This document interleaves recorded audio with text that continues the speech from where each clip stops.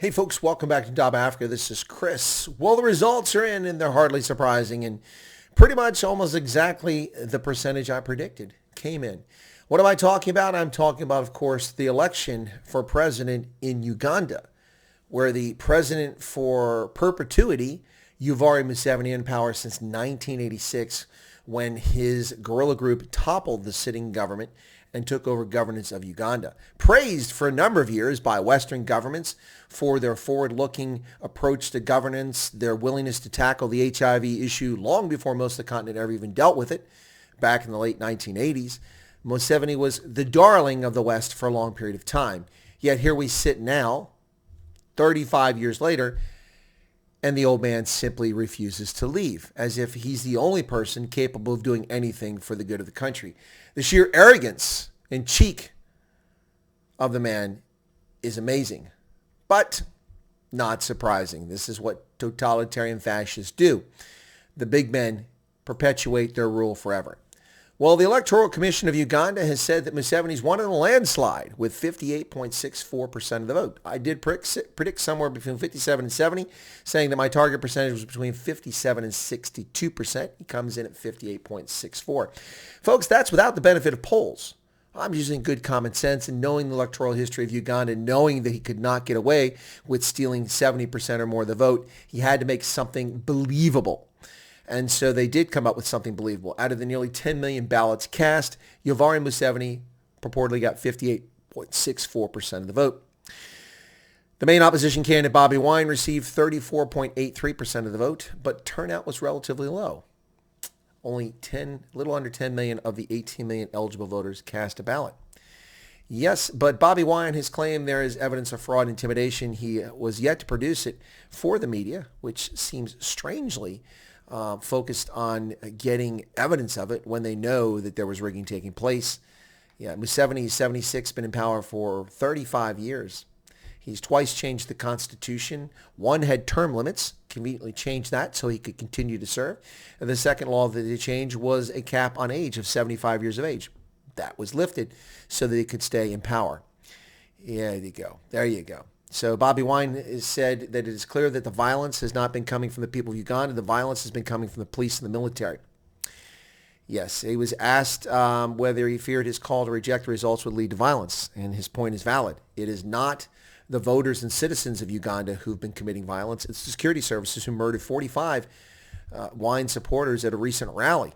It's unbelievable. They've harangued, harassed, tortured, arrested, murdered. The behavior of the state has been reprehensible. Famously, Twitter this week expressed their disdain and concern that Uganda would black out the internet and social media. They don't believe in censorship. Twitter doesn't believe in censorship. Can you believe that? Well, if you can, I've got some beautiful swampland to sell you in the heart of Nevada.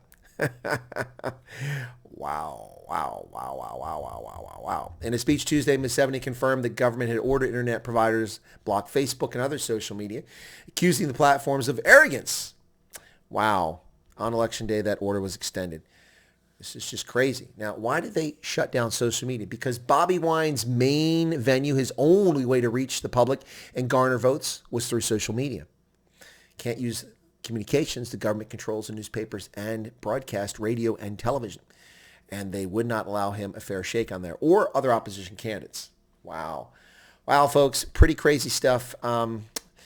Museveni gave his victory speech today. Well, yesterday now, the 16th of January. And there you have it, folks. Yoweri Museveni's president still in Uganda. Are you surprised? I'm not. The only way he's leaving office is through a coup d'etat or death. The man will never give up office. He has a very dangerous disease which is prevalent across the continent of Africa. It's called the big man disease. Poor Bobi Wine. He ran a solid campaign, a brave, courageous campaign, and the world looked the other way. Distracted by COVID hysteria, the world has ignored the plight of Ugandans and allowed Yoweri Museveni to once again steal the vote by intimidating, harassing, and outright rigging the election. Shameful, shameful, shameful. Well, folks, there you have it. Ugandans will continue to suffer under the rulership of Yoweri Museveni. It's really sad. It's unfortunate to see this, But that's what we have, folks, and that's the reality in Uganda. If you're not a subscriber, consider becoming a subscriber. Smash that subscription button right down there. Be sure to toggle the bell icon to get notified of any updates. If you'd like to know about prepared videos or live streams, interviews. And finally, smash the like button because likes drive viewership. Thanks for your time and your patience. And to the folks in Uganda, wow, beautiful country, wonderful people. A country that finally achieved peace by and large after decades of conflict throughout the country with insurgent groups endlessly challenging the government since it came in power in 1986. But in recent history, it's been relatively peaceful.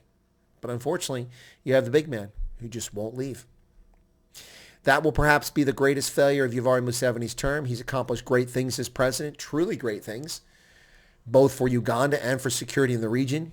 Yet his inability to cultivate, develop subordinates to succeed him, and his unwillingness to give up the reins of power will be his lasting legacy.